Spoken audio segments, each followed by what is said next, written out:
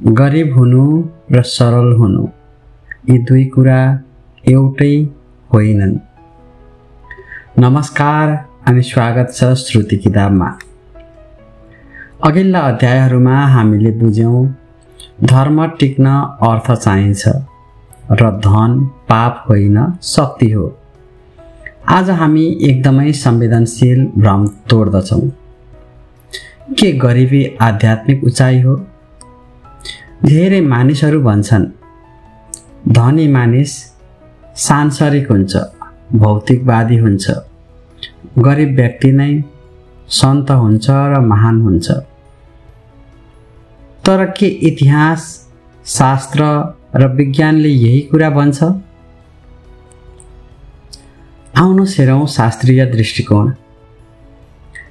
वेदमा कतै पनि भेटिँदैन कि गरिब बन, अथवा वेदले कहिल्यै पनि भन्दैन गरिब बन्नुहोस्।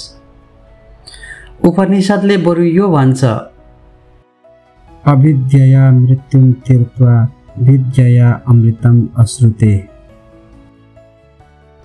अर्थात् अज्ञान र अभावबाट उक्लेर ज्ञान र अमरत्वतिर जानु।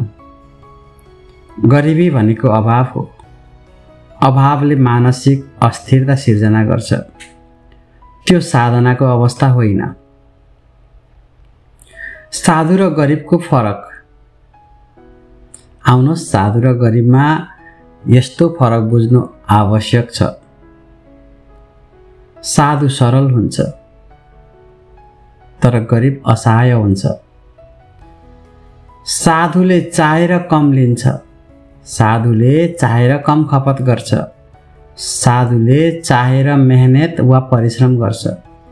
गरिबसँग विकल्प हुँदैन, त्यसैले गरिब भएको हो।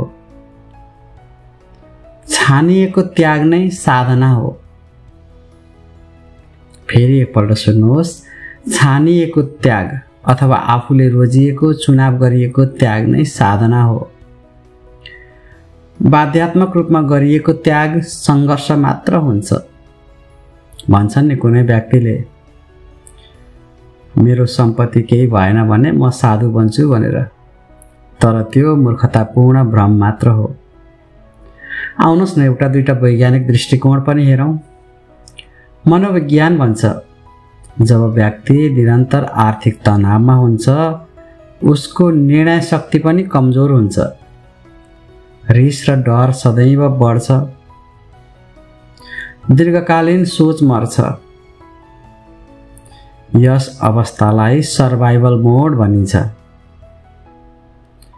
सर्भाइभल मोडमा बसेर ब्रह्मज्ञान कदापि सम्भव छैन। आत्मविकास सम्बन्धी पनि केही सत्यहरू जानौँ कि?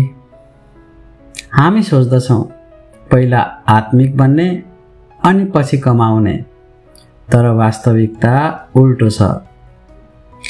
आधार बलियो भएपछि मात्र आत्मिक उडान सम्भव हुन्छ।